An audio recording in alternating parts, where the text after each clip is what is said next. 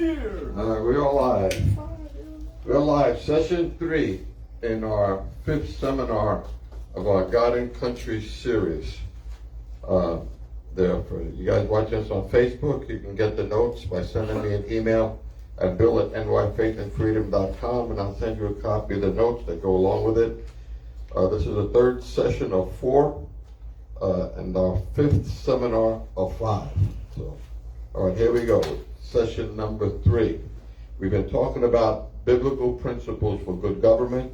We already covered 12, and we have 5 more principles to go in these next 2 sessions that we're going to cover. All right. This time we're going to cover Principle 13. Government must promote virtue, morality, and love. Principle 14. Life is sacred. Principle 15. Marriage is the foundation of social order. Principle 16. Love for God and one another must be the overriding purpose of good government. Amen. And 17. Our economy must be based on a free market system. So that's what we're going to talk about. The first one, government must be loved. That 13? That's 13. Government must promote virtue, morality, and love. John Adams tells us this. He said, our Constitution was made only for a moral and religious people. It is wholly inadequate for the government of any other. Wow. Right? That's why our Constitution won't work in other countries.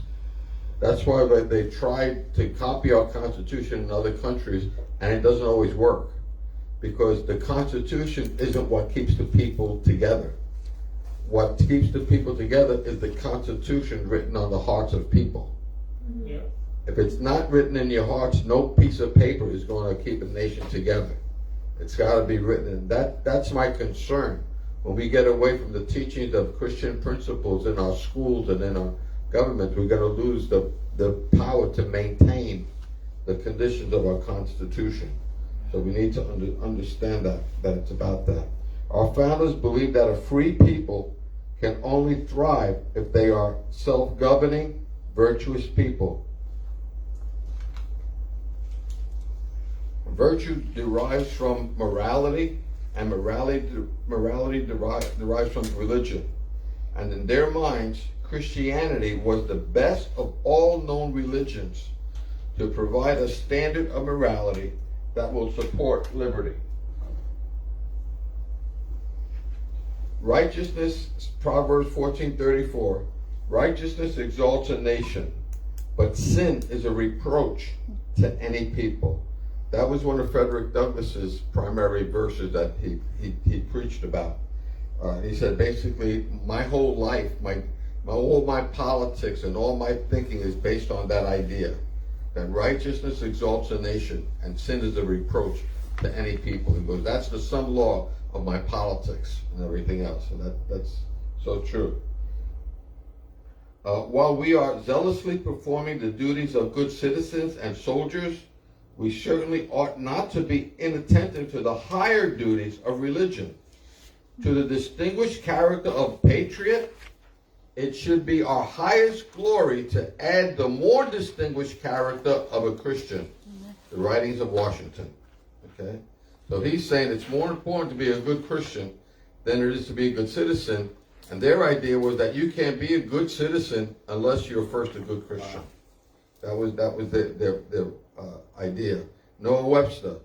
All the miseries and evils which men suffer from vice, crime, ambition, injustice, oppression, slavery, and war proceed from them despising or neglecting the precepts contained in the Bible. All right, so even Noah Webster was saying that all the problems that we had is because we're not following the Bible. Basically, what you could relate them all down. All right, so let's take a look at a couple of definitions. And this is out of the 1828 Webster's Dictionary that I have a big, thick copy of it. It's really kind of cool. Virtue, noun, Latin versus viro or its root, see word. The radical sense is strength, from straining, stretching, and extending. This is the primary sense of the Latin word viriman. You hear that door about men being virile? Yeah. Right, that's where it comes from, the same root. There's that idea of strength and power that goes along with virtue. It's not a wimpish, cowardly, nice person, right? Strength, that substance or quality of physical bodies by which they act and produce effects on other bodies. In this literal and proper sense, we speak of the virtue or virtues of plants in medicine and the virtues of drugs. The decoctions, the virtues of plants are extracted by long standing in the open air. The virtues are lost. In other words, the strength of it, the potency of it. Virtue is all about strength and potency of it. So if we're going to be virtuous people, we're going to have power. We're going to have strength. It's not just being nicey-nicey. It's about being power. Bravery, valor. This was the predominant significance of virtus among the Romans. Trust to thy single virtue. This sense is nearly or quite obsolete. Moral goodness. The practice of moral duties and the abstaining from vice or conformity of life and conversation to the moral law. In this sense, virtue may be, and in many instances must be, distinguished from religion. The practice of moral duties merely from the motive of convenience or from compulsion or from regard to reputation is virtue as distinct from religion. The practice of moral duties from sincere love to God and his laws is virtue and religion. In this sense, it is true. What he's saying is that doing the good things for the wrong reasons is not virtue. All right? That's why God looks upon the heart, not upon the outward things. Man looks upon the outward things. God looks upon the heart. Even in our marriage counseling practice, I tell the husbands, I said, you can do everything 100% right, but if the only reason you're doing it is because you want sex that night, it's not going to work. Because of the motive of your heart. It's the motive of your heart. Our wives need to know that we do what we do because we care, because we want to do it. There's not something in it for us. All right? So it's not about the actions as much as it is the motives of the heart. And that's what virtue has to deal with, the strength of your heart and your will there as well. All right. Virtue is nothing but voluntary obedience to truth. In Psalm 40 verse 8, David says, I delight to do your will, O Lord. Same idea. It's not I'm not doing your will out of compulsion or obligation because I needed to get to heaven. I just want to do your will. If there was nothing in it for me, I just want to do it because I love you out of a sense of gratitude. I delight to do your will. And that's where we want to get to. Sometimes we have to force the issue a little bit. Sometimes we may not be wholeheartedly into something. But then the Bible says where your treasure is, there your heart will be also. In other words, wherever you invest yourself and you choose to make the right decision regardless of how you feel, eventually your heart will get there, will catch up. But the important thing is we want to get to that place where I just delight to do your will. I just want to be a blessing to my wife. She never gives me anything back, whatever. I get blessed out of blessing her. And that's the way we want to be. We want to get to that place where we want to be blessed just to be a blessing to others. We're not looking for anything back. Our recompense comes from God. All right.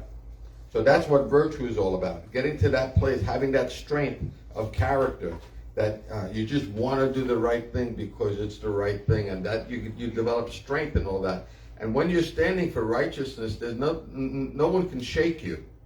They can't cause you because you stand solid. It doesn't matter what man does to you because you're good with God. Morality, the noun doctrine system of moral duties or the duties of men and their social character. Ethics, the system of morality to be gathered from the writings of ancient sages, falls very short of that delivered in the gospel. The practice of the moral duties, virtue. We often admire the politeness of men whose morality we question. The quality of an action which renders it good, the conformity of an act to the divine law or to the principles of rectitude. This conformity implies that the act must be performed by a free agent and from a motive of obedience to the divine will. This is the strict theological and scriptural sense of morality, but we often apply the word to actions which accord with justice and human laws without reference to the motives from which they proceed. But again, they could be, human laws, but they need to be consistent with divine laws. And again, the next page is just the 10 Commandments, which is just a list of the divine law that cannot be changed. This is not social compact law. This is divine law. These are the things that cannot change, and we need to be able to conform our lives to the commands of God, not because we have to, not out of compulsion or obligation, not because you want points to get into heaven. You need to know that your ticket is already punched for heaven, and you're going. That's what comes with that personal relationship with Jesus Christ, where you know that your ticket to heaven doesn't depend on your acts or what you do, because Jesus already paid the price for you to come into heaven. And now everything that we do, we're doing it out of a sense of gratitude. I'm not doing it because I'm trying to get to heaven. I'm doing it because I'm grateful that I'm already there. And I just want to show Jesus how much I love him and how much I'm thankful for what he did for me on the cross. That's the whole thing there. All right. So that's that principle: love, kindness, courage, empathy, whatever we talked about. Next one, 14. Moving right along. Life is sacred. The Declaration of Independence. We hold these truths to be self-evident, that all men are created equal, that they are endowed by their Creator with certain unalienable rights, that among them are life, liberty, and the pursuit of happiness. Now it's interesting how the founders listed them. They listed them in a progressive order. The first one that they listed was life, because if you don't have life, you can't have liberty. So they're progressive. First you need life, then you can have liberty. Then if you have liberty, then you can pursue happiness. That's the whole idea there. So we need to understand that life is sacred and fundamental to every other right. There's no way that someone without life can have any other rights. It just logically doesn't make sense. And Thomas Jefferson is the one who said that, again, he's one of the least religious of our founders. He said, God who gave us life gave us liberty. All right? So even he recognized that God is the one who gave us life, gave us liberty. And actually, to continue the quote, he said, God who gave us life gave us liberty, and can the liberties of a nation be thought secure when we have removed the only firm basis that these liberties are founded in the Word of God, something like that, paraphrase. He goes, I tremble when I reflect that God is just, that his justice will not sleep forever. That was the whole thing. That's on his memorial, on his Jefferson Memorial.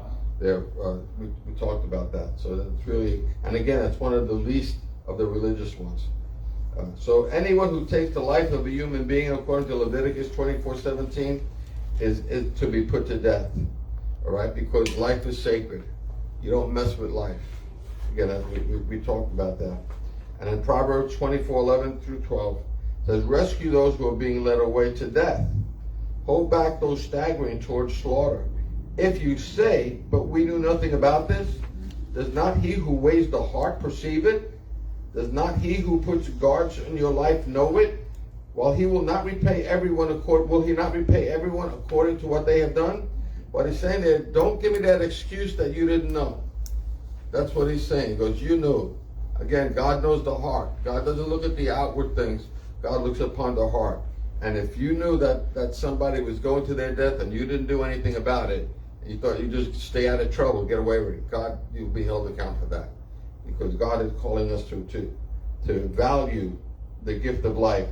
The principle of the sanctity of life is the first principle with regard to one another, to value each other. That must be preserved against godless ideas where one may be more advanced in the evolutionary process than another, which leads to a utilitarian sense where the value of life is measured by its utility to society. This diabolical view of human life is the reasoning behind every instance of genocide in world history. All right? The whole idea, if you don't value human life as being sacred, we talk about, then you can only see it in its utilitarian sense. In other words, what good will it do for me? Will your life do me any good? If it's not, then your life is expendable. All right? Going back to the 5 people in the rowboat, If the old guy's life is not of any use anymore, he's not any good anymore, he can't contribute to society anymore, then let him die. That's seeing life in a utilitarian sense, and that's what evolution does. That whole idea of what's death for senior citizens, what do they call that? Euthanasia and all that stuff. That's what's behind that, you know. People are retired and they have nothing to do but sit around in a rocking chair. Well, let's do them in. They don't contribute. Yeah, they don't contribute to society, so they you know, so let them go meet their maker. That's a godless, a diabolical sense of human life. All right? All right. Rocking chair for fuel. What's that? Okay. All right. All right. All right, where are we now? All right, so that's the sanctity of life. Life is sacred, 15. We're moving right along here. We'll make it done. Marriage is the foundation of God's social order. 15. Authentic marriage is the foundation for a healthy and family system that renders, first, the most stable and productive social order. Secondly, the best opportunity for financial prosperity. And thirdly, the best promise for our children's future. All right? People don't realize that marriage, as God defined it, is the best thing we can do for our children. You know, we see this in our counseling practice all the time. I tell people that the wife and the husband contribute different things to the development of the child emotionally. Generally speaking, the wife contributes comfort and assurance, and the husband contributes truth and authority. When those two things are working in right balance, the child grows up with a good balance of assurance and comfort, but yet truth and authority. When things go bonkers is when he's getting too much truth and authority or too much comfort and assurance. I think it's James Dobson that says, all rules, no grace breeds rebellion. All grace, no rules breeds permissiveness. You know, so you need to have the balance. And usually it comes with the husband and the wife, the husband being the hard guy and the wife being the softie. You know, sometimes it's reversed. I'll tell you, it's probably about 80-20. You know, sometimes it is reversed. But the thing is, the child needs traditional, he needs a mother and a father to grow up. And not that they can't grow up in a same-sex relationship, but they can't have the same benefits. They have the best chance for success in an authentic marriage. So that's why we're not even talking about being religious. And not only because the Bible says so, it just makes logical sense. That's one thing good about the Bible. When you take the Bible principles and we apply them, whether you believe in the Bible religion or not, just applying the principles makes everything work. That's why I said you don't have to be a Christian to apply biblical principles. Apply the biblical principles and you'll have a good society. So that's why it works. So marriage is the foundation of God's social order. That is why a man leaves his father and mother and is united to his wife, and they will become one flesh. They become a team. That's the whole idea, becoming a team. So they are no longer two, but one flesh. Therefore, what God has joined together, let no one separate. Matthew 19:16. And an important one in Hebrews, marriage should be honored by all, and the marriage bed kept pure, for God will judge the adulterer and all the sexually immoral. It's interesting what Paul says. He says marriage should be honored by all, believers and non-believers. That's what he's saying. Everyone should honor the institution of marriage. And when you look worldwide, the institution of marriage is highly revered in civilized countries. They understand the benefit of marriage. It's a universal principle, but it should be honored by all. Even non-believers should honor the institution of marriage. And the marriage bed should be kept pure. And that particularly speaks to believers who should know better. For God will judge the adulterer and all the sexually immoral. I tell people, when we teach on this thing, that the issue isn't homosexuality per se. The issue is sexual immorality. The same sin as having sex outside of marriage Well, the point is, it's not within, the only place for sexual activity is within the holy bonds of matrimony. That's the only acceptable place for sexual activity. Anything else is sin, whether it's homosexuality, adultery, or whatever. It's all sexual. So when I get into debates with people, I don't even use the word homosexuality, because right away they go, "Oh, well, you're against gays." No, it's not about, it's about sexual immorality. We need to be able to make that distinction there, okay? Okay, sexual restraint versus sexual immorality. The only place for sexual activity is to be within the bonds of holy matrimony. Sexual intercourse was given to us to, number one, produce godly offspring, two, take dominion over the earth, and B, be a representation of the love of God on the earth. The idea is that people ought to look to a married couple and see Jesus in their relationship. We all know that verse, by the love that you have one for another, they shall know that you're my disciples. Well, people apply that to the church. By the love that we have one for another.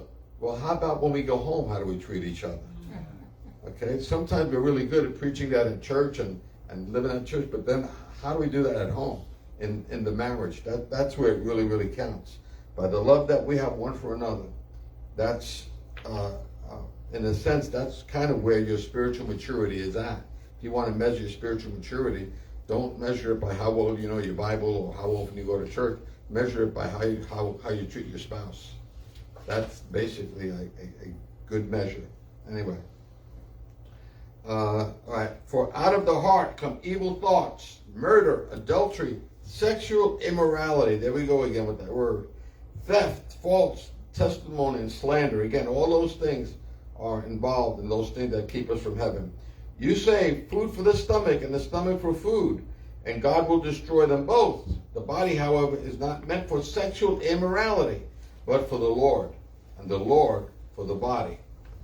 But the cowardly, the unbelieving, the vile, the murderers, the sexually immoral, those who practice magic arts, the idolaters, and all liars, they will be consigned to the fiery lake of burning sulfur. This is the second death. Revelations 12:18. So that talks there about sexual immorality. All right, so let's talk about this for a minute. Let's see what we got here.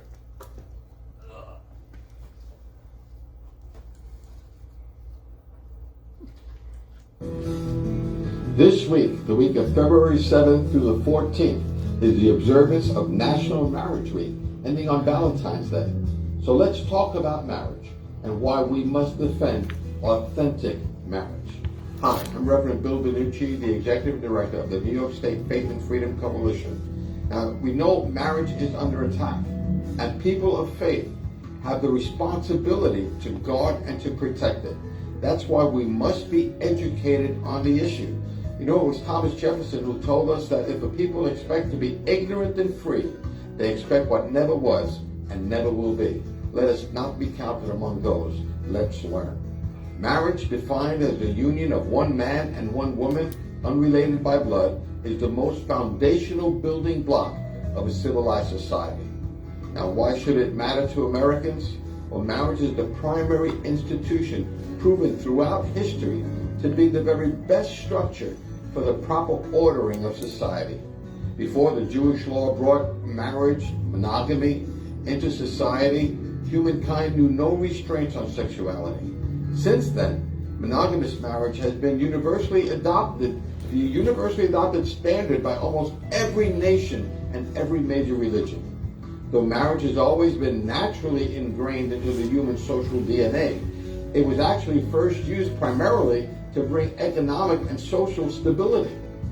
Cultures that have failed to respect the institution of marriage, of authentic marriage, have yielded to sexual, social, and economic disorder, and have thus failed as societies like the Greek and the Roman empires. So what are the benefits of authentic marriage? First of all, it teaches us to love sacrificially and unconditionally. It teaches us to subdue our sexual passions so that we're not ruled by our hormones. It provides for the complementary personalities to come together to maximize their strengths and to compensate for their weaknesses. It provides the best environment to raise productive and healthy children. Generally speaking, the mother and father provide different things for the emotional well-being of the child. The mom provides comfort and assurance, while the dad provides truth and authority. When mom and dad are working together as a team, the child grows up with the right balance of comfort and assurance, and yet truth and authority. Marriage is actually the first government that our children get to experience. When the marriage and the family is intact, the children can rely on them for their needs, spiritual, emotional, and material needs. When marriage breaks down, however, the civil government steps in to take its place. Thus, you end up with the government becoming the parent. This, my friend, is totalitarianism. Therefore, healthy marriages are a guarantor of our liberty. All the studies show that married people are happier, healthier, they prosper more, and even live longer than unmarried. Children from intact married families are less likely to be sexually active, less likely to abuse drugs and alcohol, more likely to fulfill their potential in life. In fact, the best anti-poverty program is a healthy marriage. When a divorce takes place, it often puts the wife or the husband below the poverty level.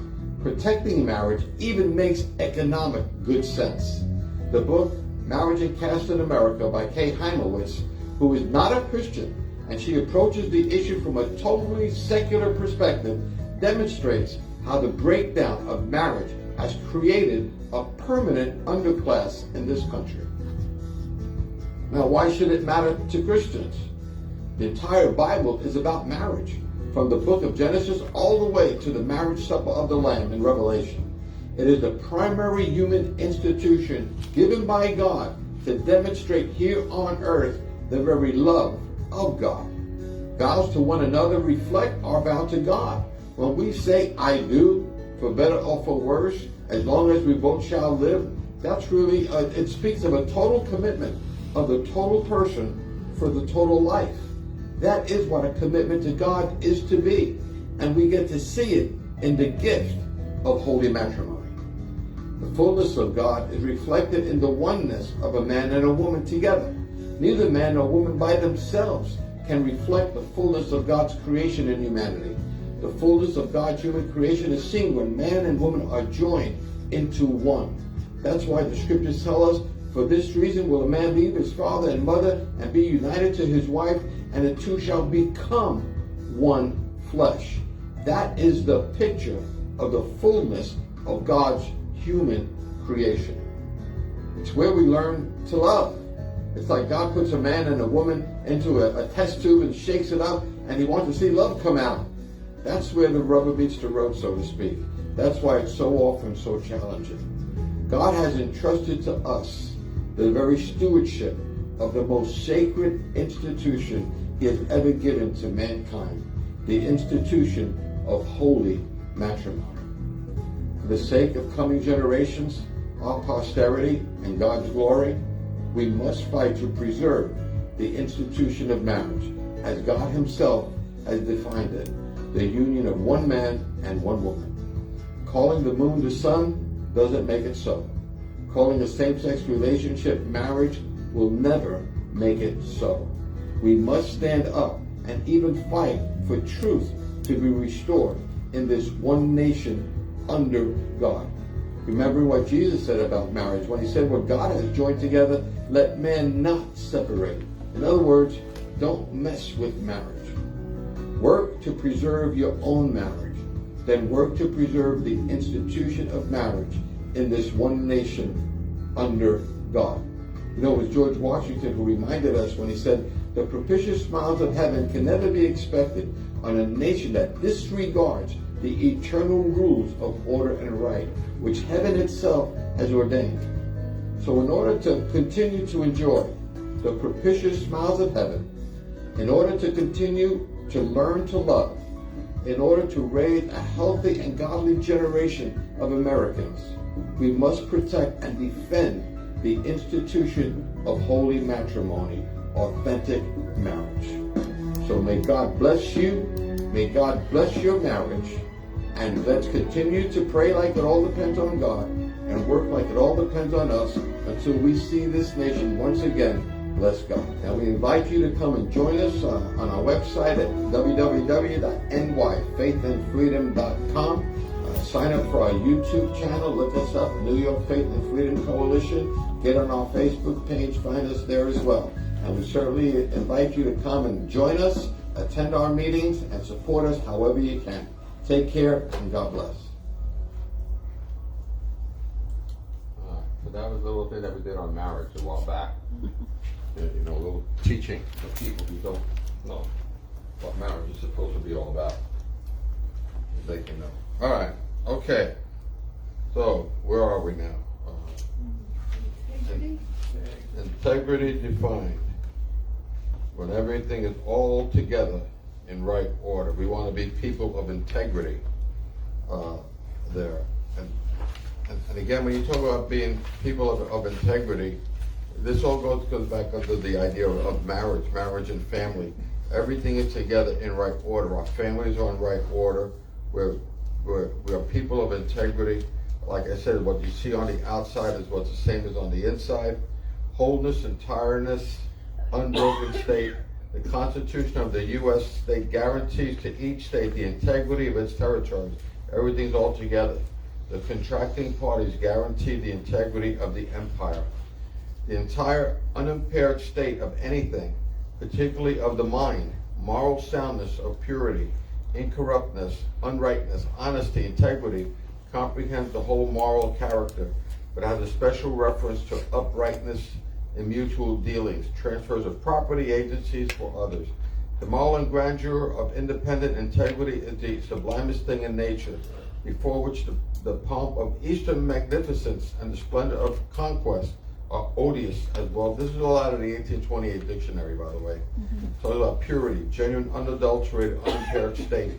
And I said, as far as integrity goes for us as believers, I've often said, basically for us, a good standard is recognizing that we have a public self, a family self, and a private self. So we want to be sure that the person I am in public is the same person I am when I'm home with my family, and that's the same person I am when I'm all by myself. All right? Now, it's not, sometimes you'll find somebody who, let's say, is a on-fire preacher. He knows the Bible cover to cover, and these preachers on-fire sermons, they sound like the world's best preacher, but then he goes home and his family can't stand him. All right? And then when he goes in his office by himself, he's looking at porn on his computer all day long. So when that happens, you see an example of being three different persons. He's one person in public, another person at home when he's with his family, another person when he's all by himself. And when that happens, the result is a lot of stress in that individual. Because he's not whole, he's being pulled apart by all three different personalities in a sense. And that creates a lot of stress. And with that stress comes a lot of physical stuff as well. So the idea is we want to be men and women of integrity. So we're all together, all whole, body, mind, and spirit. Same person publicly as I am with my family, as I am when I'm all by myself. Then you got peace, because you're not worried about impressing anybody. Say, this is who I am. If you like me, fine. If you don't, it's, I know I'm okay for God. If I'm okay for God, it ought to be okay for you. Right? All right. Okay. So where are we? So let's go to 16. Maybe we can do both. Maybe we can finish up here. All right. Oh, but this one I put there at the end of this sentence. This was the other person that I wanted you guys to see. I put her at the end of marriage before the next session. This was Reverend C.L. Bryant, who's also one of the speakers at the conference. Yeah.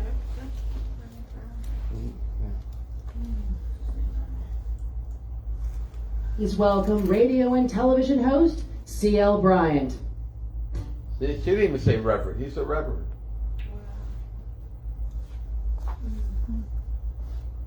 Hello, my fellow Americans. How many of you know that America is the greatest nation on the face of the planet, the greatest success story the world has ever known? My friends, today we need to realize, as Lincoln realized standing on the battlefield of Gettysburg, that we are engaged right now in a great battle, testing whether or not this nation or any nation so conceived and dedicated to the proposition that all men are created equal can long endure. My friends, today, you and I must answer this question if in fact our republic is to remain secure. We must understand that we are on that battlefield, and this is a battle that we must not lose. Our nation is endangered, and we must stand together to save her. I was asked some time ago by a refugee from an Eastern Bloc country. He asked me, CL, if America goes away, where do people go? And Americans, I don't know if you understand just how much the rest of the world looks to us for leadership. In the fullness of time, God brought forth a nation like ours, made up of people who we can point to in Acts 17 and 26, who were placed here divinely, you and I, in order to form a more perfect union of people who understand what freedom is, because freedom works for each and every one of us. But my friends, what we are allowing to happen, and to my Caucasian friends in particular, and I can't hardly see you, but I'm sure you're about 99.9% of this audience. But my question to you is this: what's happened to you? We remember a people. I've never known you to be sheepish, but you're becoming sheepish. What has happened to you? This nation is made up of Washingtons, Hamiltons, and Alexanders. What's happened to you? What's happened to the proud heritage that all of us who come to this country look to with those Jeffersons and Lincolns? What's happened to you? Why have you stopped telling your story? And why have you allowed others to corrupt the great American story that all of us stand on? What happened to you? My friends, now we live, all of us, in a 3-roomed house. And in that house is the house of the future, the house of the present, but the room that we like spending most time in these days. And you're allowing yourselves to be led to that room and locked in it. We're spending more time in that room of the past. And my friends, if you walk into that room right now, you see the pictures on the wall. You see the things that happened in your grandparents' and parents' past. But there's not one piece of furniture in that room of the past. There's not one picture on the wall in that room of the past that you can possibly manipulate. There's nothing you can change in that room of the past. There's nothing that I can do about my grandfather's past. There's nothing I can do about what happened to them getting to these shores. But I can tell you that I stand here today as the son, the great-grandson of former slaves, free in America. And I am glad. I'm glad that they endured. I'm glad that they survived. I'm glad that you survived. We are Americans. We are Americans because of their sacrifice. And so, my friends, you need to understand that definitions are being changed on us every day. And when you change the definitions of gender, when you change the definitions of marriage, when you change the definition of nation, you change the destination of where our nation is going. And our young people are hearing the definitions that are changing the destinations of our nation. And their very birthright is being stolen from them. While we stand here and watch what's happened to you, we are engaged, my friends, in a great battle, on a great battlefield. My grandfather was an illiterate man. I was very Afrocentric back in the day. In fact, I had a huge afro. I was coming down to the place that's been in our family for over 150 years, right after slavery. My great-grandfather and his brothers bought this piece of property. And I want to leave you with this. Some words of wisdom for an illiterate man to an America today. From an illiterate man for America today. I was coming across the field. He saw me coming. I had just driven up on the place and was playing very loudly a song by James Brown on an 8-track tape deck. It cost more than the car I was driving. Say it loud, I'm black and I'm proud. But grandfather heard the words and he strode toward me very deliberately. I could tell the old man was upset. And he got close enough to put his pulpwood cutting finger in my face. And he said these words, "Sonny," that's what he called me, "I didn't go through all that I went through so that you could be black. I went through all that I went through so that you could be free. Free. Free to go where I'll never go. Free to do what I'll never do. But above all, free to speak your mind." And my fellow Americans, here today I have to leave you now, headed for Washington, D.C. But I want to leave you with this question, and it's a question that you must answer. Is there anybody here who loves America? Is there anybody here who will stand up for God and stand up for country, stand up for the Republic? Then Americans, stand up, stand up, stand up. God bless you. God bless America. Give you a taste of what we experienced there, huh? Yeah. That was really He was good too, yeah. He was good too. Alright. Want to move right into our last session then? Huh? We don't need a coffee break, we just had lunch, right? Alright, we'll just move right into our last session now. Session 4. There we go. Did we do 16? Hmm? Yeah, I don't think we did. Did we do what? Principle 16? 15. Where's 16. No, 16. 15? 16. Yeah. 16. Love for God and one another. Okay, alright, let's do that one. Go back. There you go, 16. There you go. Love for God and for one another must be the overriding purpose of good government. Sacrificing for the needs of another.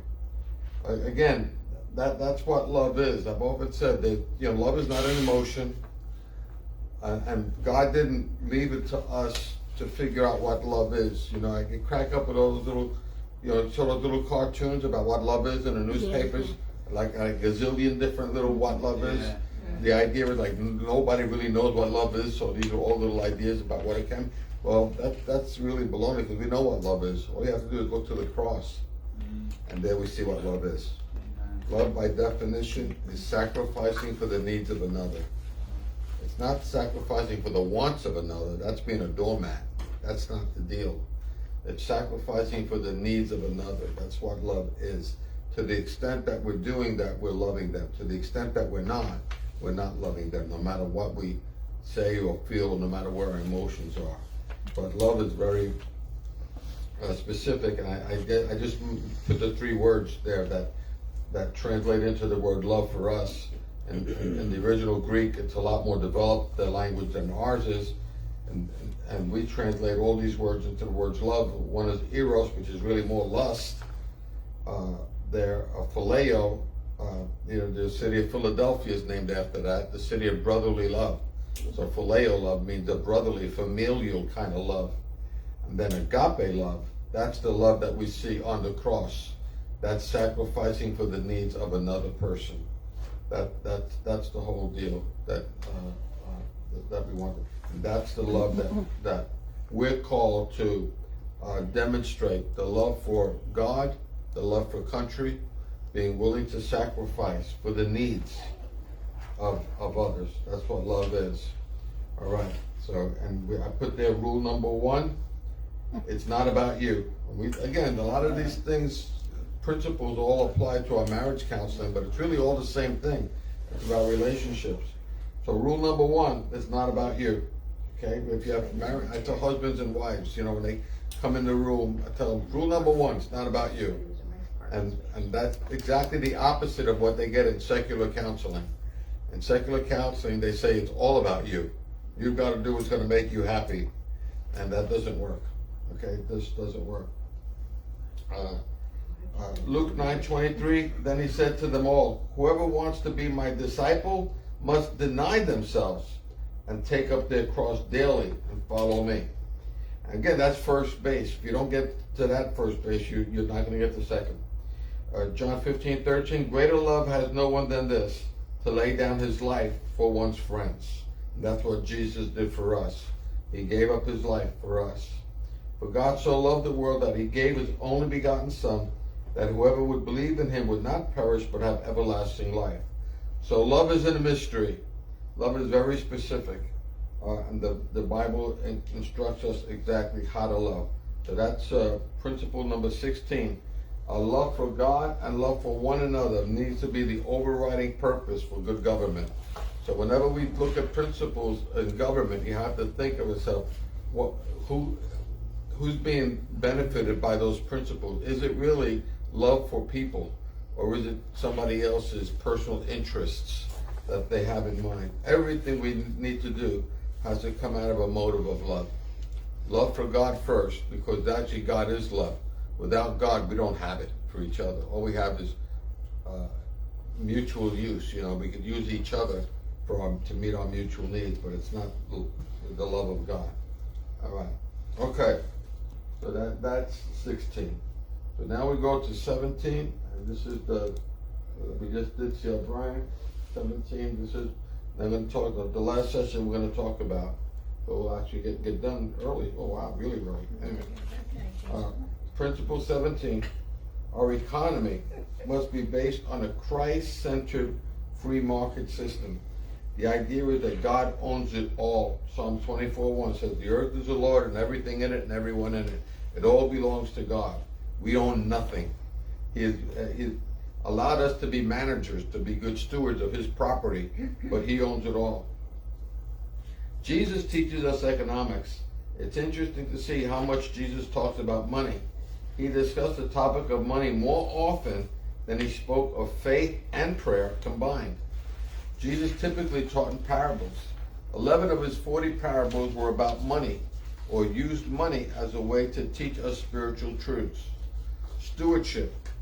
It teaches us in the parable of talents in Matthew 25 verses 14 through 30. The biblical model of economics is capitalism, the free and open market where the principles of supply and demand provide the invisible hand that keeps all in balance and increasing in productivity. All right, when we talk about that, the Bible doesn't say anywhere the word capitalism or capitalist or anything like that.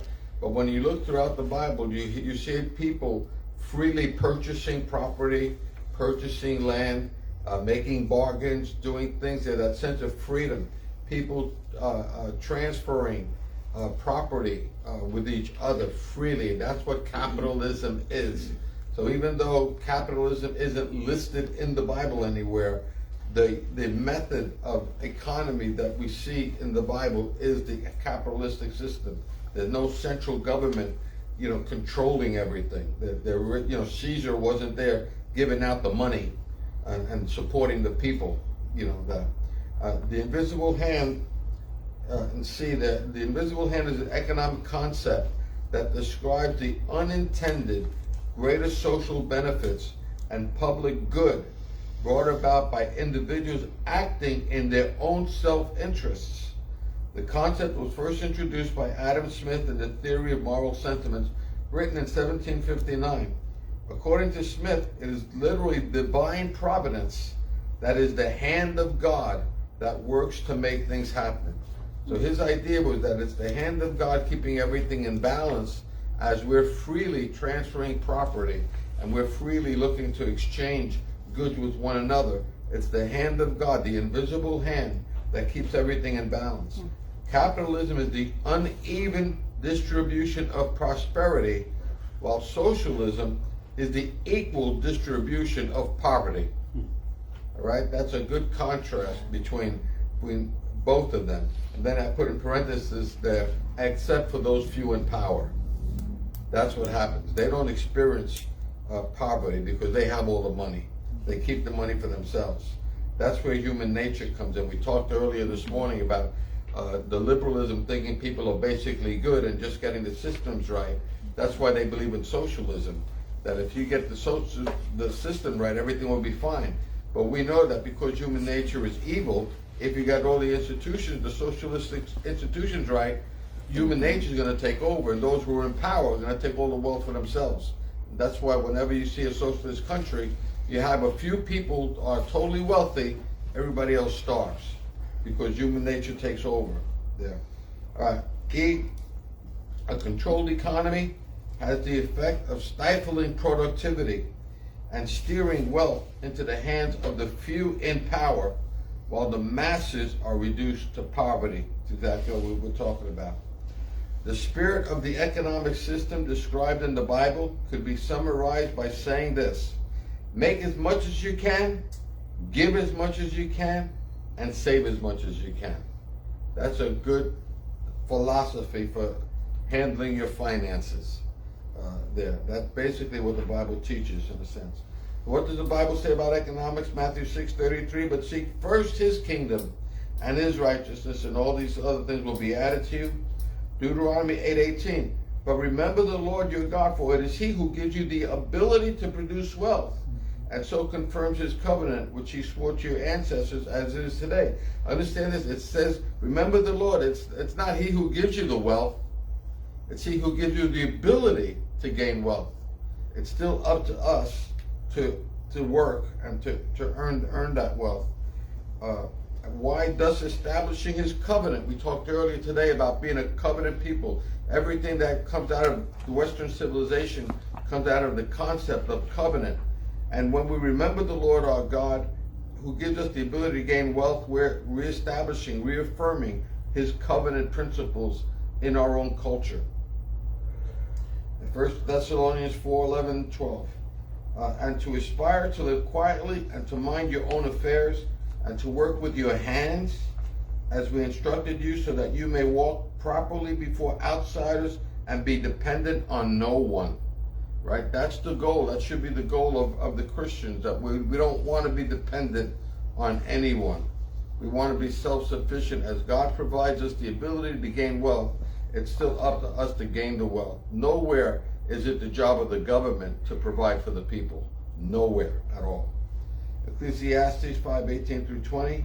Behold, what I have seen to be a good thing and fitting is to eat and drink and find enjoyment in all the toil with which one toils under the sun, the few days of his life that God has given him. For this is his lot. Everyone also to whom God has given wealth and possessions and power to enjoy them, and to accept his lot and rejoice in his toil. This is the gift of God, for he will not much remember the days of his life, because God keeps him occupied with joy in his heart. All right, that's basically the capitalist system. You know, you work and you'll be blessed. Proverbs 31:16-18. She considers a field and buys it. There's capitalism. With the fruit of her hand, she plants vineyard. She dresses herself in strength and makes her arm strong. She perceives that her merchandise is profitable.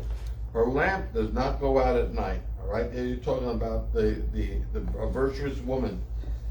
Again, she's one who believes in capitalism and they work to make profit. 2 Thessalonians 3:10. For even when we were with you, we would give you this command: if anyone is not willing to work, let him not eat. Doesn't say if anyone's not willing to work, let him go on welfare. If anyone is not willing to work, let him not eat. Zechariah 11:12. Then I said to them, if it seems good to you, give my wages, but if not, keep them.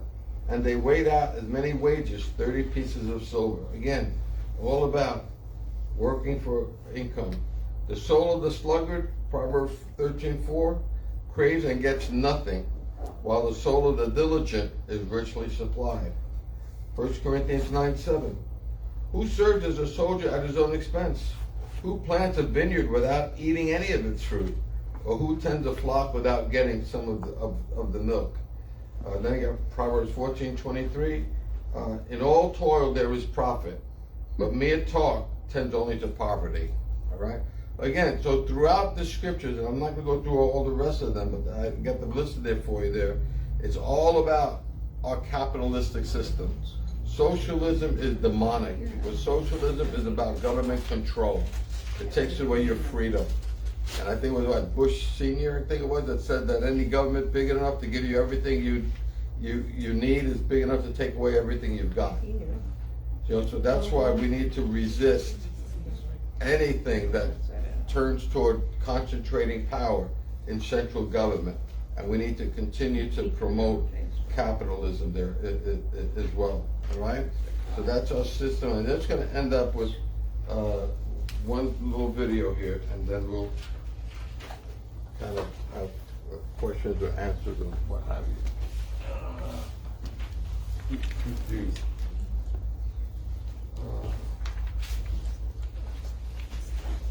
Capitalism versus socialism. We can sum up each economic system in one line. Capitalism is based on human greed. Socialism is based on human need, right? No, wrong, so wrong. It's exactly backwards. And I'll prove it to you. Been on Amazon lately? Each of the thousands of products Amazon offers represents the work of people who believe they have something you want or need. If they're right, they prosper. If they're wrong, they don't. That's how the free market works. It encourages people to improve their lives by satisfying the needs of others. No one starts a business making a thing or providing a service for themselves. They start a business to make things or provide services for others. I speak from personal experience. When I was the CEO of the company that owns Carl's Jr. and Hardee's restaurant chains, we spent millions of dollars every year trying to determine what customers wanted. If our customers didn't like something, we changed it, and fast. Because if we didn't, our competitors would, pun intended, eat us for lunch. The consumer, that's you, has the ultimate power. In effect, you vote with every dollar you spend. In a socialist economy, the government has the ultimate power. It decides what you get from a limited supply it decides should exist. Instead of millions of people making millions of decisions about what they want, a few people, government elites, decide what people should have and how much they should pay for it. Not surprisingly, they always get it wrong. Have you ever noticed that late-stage socialist failures always run out of essential items like toilet paper? Of course, this isn't a problem for those who have the right connections with the right people. Those chosen few get whatever they want, but everyone else is out of luck. Venezuela, once the richest country in South America, is the most recent example of socialism driving a prosperous country into an economic ditch. Now, maybe you think it's an unfair example. I'm not sure why, but okay. We'll ignore the fact that leftist activists celebrated it as a great socialist success right up until it wasn't. But what about Western European countries? Don't they have socialist economies? People seem pretty happy there. Why can't we have what they have? Free healthcare, free college, stronger unions. Good question, and the answer may surprise you. There are no socialist countries in Western Europe. Most are just as capitalist as the United States. The only difference, and it's a big one, is that they offer more government benefits than the US does. We can argue about the cost of these benefits and the point at which they reduce individual initiative, thus doing more harm than good. Scandinavians have been debating those questions for years. But only a free market capitalist economy can produce the wealth necessary to sustain all of the supposedly free stuff Europeans enjoy. To get the free stuff, after all, you have to create enough wealth to generate enough tax revenue to pay for everything the government gives away. Without capitalism, you're Venezuela. In a 2015 speech at Harvard, Denmark's prime minister took great pains to make this point. I know that some people in the US associate the Nordic model with socialism. Therefore, I would like to make one thing clear. Denmark is far from a socialist planned economy. Denmark is a market economy. So when you point to Denmark as a paragon of socialism, you're really singing the praises of capitalism. The more capitalism, the less socialism you need. Look at America since 2017. A policy of lower taxes and less government regulation, that's more capitalism, has led to a robust economic expansion, something thought impossible just a few years earlier. Unemployment, notably among minority groups, typically most at risk for poverty, is at a generational low. Economic expansion gets people off welfare and into work. That's less socialism. None of this requires a degree in economics. Common sense is all you need. That's why it's so frustrating to see young people praising socialism and criticizing capitalism. It's bad enough that they're working against their own interests, better job prospects, better wages, personal freedom. But they're also working against the interests of the less fortunate. Capitalism leads to economic democracy. Socialism leads to the economic dictatorship of the elite. Always and everywhere. So beware what you ask for. You just might get it. I'm Andy Puzder, the author of The Capitalist Comeback for Prager University.